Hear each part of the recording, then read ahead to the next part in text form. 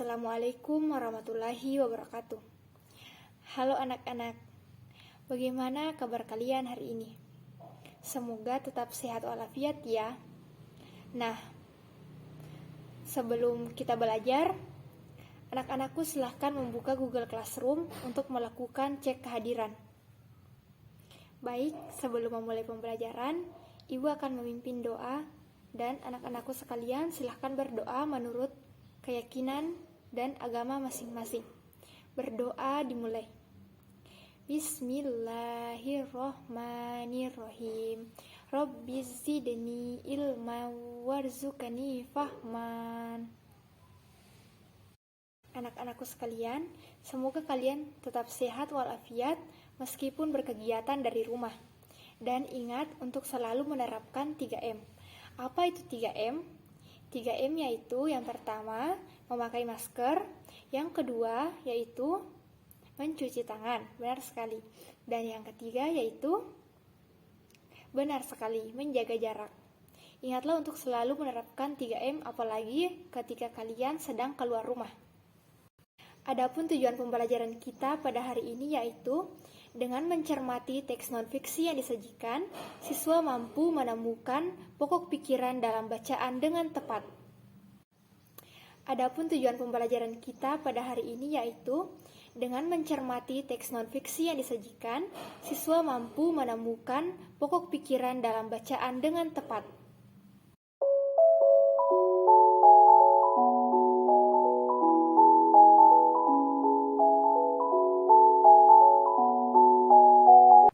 Anak-anak, tahu tidak sih kalian, apa itu rantai makanan? Ya, benar sekali.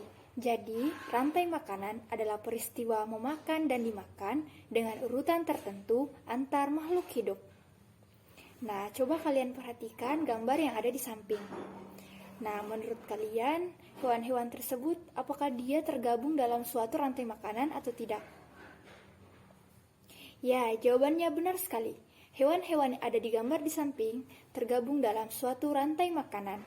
Nah, selanjutnya supaya kita bisa lebih mengerti mengenai materi rantai makanan, kita akan mengambil contoh dari hewan yang ada di gambar di samping.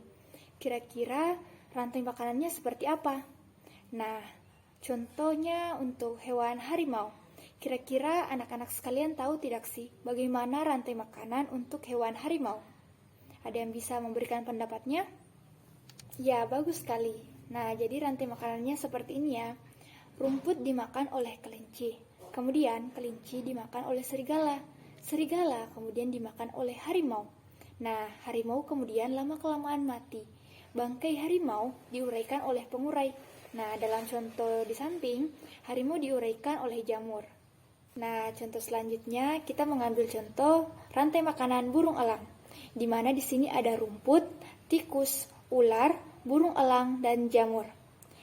Nah, jadi begini ya, tikus hidup di sawah dan seringkali ia memakan rumput. Kemudian, tikus itu dimakan oleh ular. Ular kemudian dimakan oleh burung elang. Ketika burung elangnya mati, maka bangkainya diuraikan oleh pengurai. Pengurai ini adalah jamur. Selanjutnya, contoh lain selain dari gambar di samping. Nah, kita mau ambil contoh kambing ya. Jadi kambing itu memakan dedaunan. Kemudian kambing tersebut dimakan oleh singa. Selanjutnya ketika singa mati, maka bangkai singa diuraikan oleh pengurai. Pengurainya adalah jamur. Itulah dia tadi contoh 3 hewan dengan rantai makanannya masing-masing. Silakan anak-anakku sekalian mencari hewan-hewan apa lagi dan rantai makanan yang mereka miliki.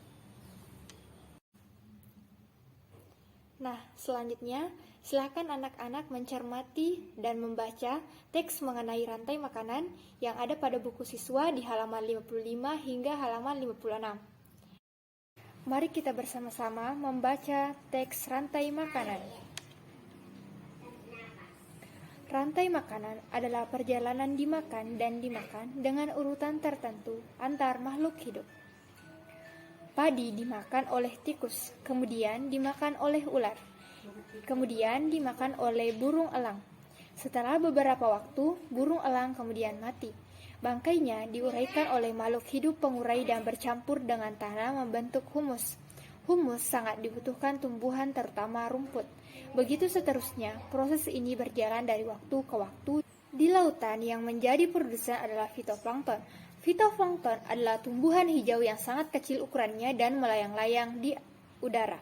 Konsumen pertama adalah zooplankton atau hewan pemakan fitoplankton. Konsumen kedua adalah ikan-ikan kecil, konsumen ketiga adalah ikan-ikan berukuran sedang, dan konsumen keempat adalah ikan-ikan berukuran besar. Urutan dimakan dan termakan di seluruh bagian dapat berjalan dengan seimbang dan lancar apabila komponen-komponen tersebut ada. Apabila satu komponen tidak ada, maka akan terjadi urutan memakan dan dimakan yang tidak benar. Agar rantai makanan dapat terus berjalan, produksi lebih banyak daripada jumlah konsumen satu ke konsumen selanjutnya, dan seterusnya. Dan ada satu lagi komponen yang sangat berperan dalam rantai makanan, yaitu pengurai. Pengurai adalah makhluk hidup yang menguraikan kembali zat yang semula terdapat dalam tubuh hewan dan tumbuhan yang telah mati. Hasil kerja pengurai dapat membantu proses penyuburan tanah. Contoh pengurai adalah bakteri dan jamur. Setelah mencermati teks rantai makanan, anak-anakku sekalian sudah bisa mengetahui yang mana konsumen dan yang mana produsen pada suatu rantai makanan. Nah, jadi contoh rantai makanan yaitu rantai makanan yang ada di sawah, di mana rantai makanan di sawah yaitu padi dimakan oleh tikus, kemudian dimakan oleh ular, kemudian ular tersebut dimakan oleh burung elang, dan setelah beberapa waktu, burung elang kemudian mati. Nah, bangkainya kemudian diuraikan oleh makhluk hidup pengurai dan bercampur dengan tanah membentuk humus. Humus ini sangat dibutuhkan oleh tumbuhan terutama rumput. Nah, begitu seterusnya proses ini berjalan dari waktu ke waktu. Anak-anakku sekalian, apa kalian masih ingat apakah itu pokok pikiran? Ya, benar sekali. Pokok pikiran adalah ide atau inti dari sebuah paragraf. Dan pokok pikiran dapat berada di awal paragraf, di tengah paragraf, maupun di akhir paragraf. Nah, sekarang karena kita sudah tahu apa itu pokok pikiran, selanjutnya ayo kita mengidentifikasi yang mana saja pokok pikiran dari teks rantai makanan. Yang pertama yaitu untuk paragraf pertama. Apakah ada anak-anakku sekalian yang tahu apa pokok pikiran dari paragraf yang pertama? Ya, benar sekali. Jadi, pokok pikiran dari paragraf yang pertama yaitu proses rantai makanan. Nah, selanjutnya, ayo kita mengubah pokok pikiran proses rantai makanan menjadi sebuah kalimat utama. Apakah ada yang ingin mengemukakan pendapatnya? Ya, jadi contoh kalimat utama apabila pokok pikiran proses rantai makanan dijadikan menjadi sebuah kalimat utama. Contohnya yaitu proses rantai makanan pada suatu ekosistem di gurun berjalan dengan menggunakan 4 konsumen. Selanjutnya, kita akan mencari tahu apa pokok pikiran dari paragraf yang kedua. Apakah ada yang ingin mengemukakan pendapatnya? Apa pokok pikiran dari paragraf yang kedua? Ya, benar sekali. Jadi, pokok pikiran dari paragraf yang kedua adalah rantai makanan di lautan. Nah, bagaimana apabila pokok pikiran rantai makanan di lautan dijadikan sebuah kalimat utama? Apakah ada yang tahu? Ya, benar sekali. Jadi, pokok pikiran rantai makanan di lautan apabila dijadikan suatu kalimat utama, maka contohnya seperti ini. Rantai makanan di lautan itu melibatkan 4 konsumen yang berbeda. Selanjutnya, kita akan mencari tahu apa pokok pikiran dari paragraf yang ketiga. Nah, anak-anak sekalian, apakah kalian sudah mengetahui apa sih pokok pikiran dari paragraf ketiga? Ya, benar sekali. Jadi, pokok pikiran dari paragraf yang ketiga adalah proses rantai makanan. Nah, selanjutnya, bagaimana apabila pokok pikiran proses rantai makanan dijadikan sebagai suatu kalimat utama? Apakah ada yang tahu bagaimana contoh kalimatnya? Ya, contoh yang sangat bagus. Jadi, contoh kalimat utama apabila pokok pikiran proses rantai makanan dijadikan suatu kalimat utama adalah proses rantai makanan tersebut berjalan dengan seimbang dengan seluruh komponen yang ada. Nah, selanjutnya kita tiba di paragraf yang terakhir atau paragraf keempat.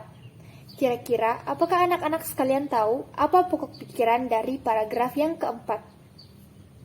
Ya, benar sekali. Jadi, pokok pikiran dari paragraf yang keempat adalah pengurai. Nah, selanjutnya, bagaimana apabila pokok pikiran kata pengurai diubah menjadi suatu kalimat utama? Apakah ada yang tahu bagaimana contoh kalimatnya?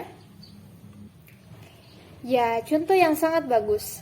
Jadi, contoh kalimat apabila pokok pikiran pengurai diubah menjadi suatu kalimat utama adalah pengurai itu sangat berperan penting dalam suatu rantai makanan.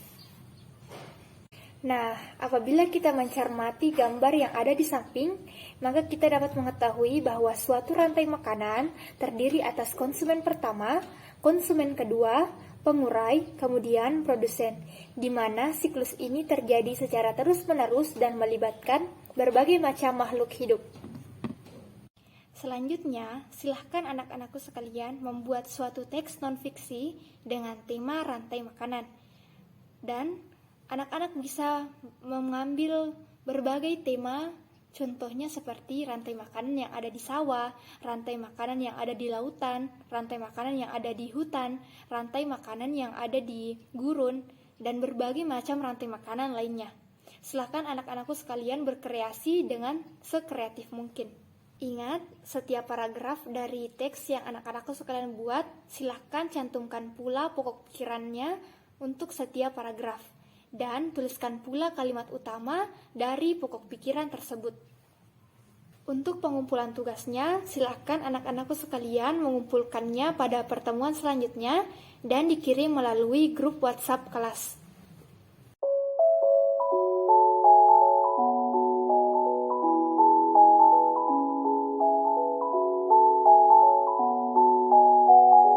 Adapun manfaat dari pembelajaran kita hari ini yaitu anak-anakku sekalian dapat mengetahui pokok pikiran dari suatu bacaan dengan tepat. Silahkan anak-anakku sekalian melakukan dokumentasi untuk kegiatan pembelajaran kita pada hari ini. Dan dokumentasinya silahkan anak-anak kirim pada grup WhatsApp kelas. Nah, bagaimana anak-anak? Apakah masih ada yang ingin ditanyakan seputar tentang materi pembelajaran kita hari ini? Ya, bagus sekali pertanyaannya. Jadi pertanyaannya adalah, apa sih yang dimaksud dengan pengurai?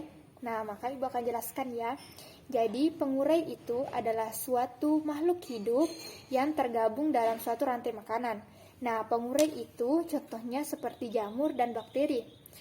Ya, jadi tugasnya adalah menguraikan zat-zat yang ada pada makhluk hidup yang telah mati agar rantai makanan dapat berjalan dengan baik.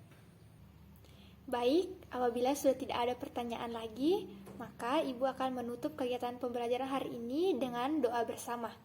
Marilah kita berdoa menurut kepercayaan dan keyakinan kita masing-masing. Bismillahirrohmanirrohim. Allahumma arinal haqqa haqqa warzuqna tibaa wa arinal batila batila warzuqna yatinaba. Nah, itulah tadi kita juga telah berdoa bersama. Selanjutnya, Ibu akan menutup kegiatan kita pada pembelajaran kali ini. Semoga materi yang tadi Ibu sampaikan bisa diterima dengan baik oleh anak-anak sekalian. Dan cukup sekian, sampai jumpa di pembelajaran kita berikutnya. Wassalamualaikum warahmatullahi wabarakatuh. Sampai jumpa anak-anak.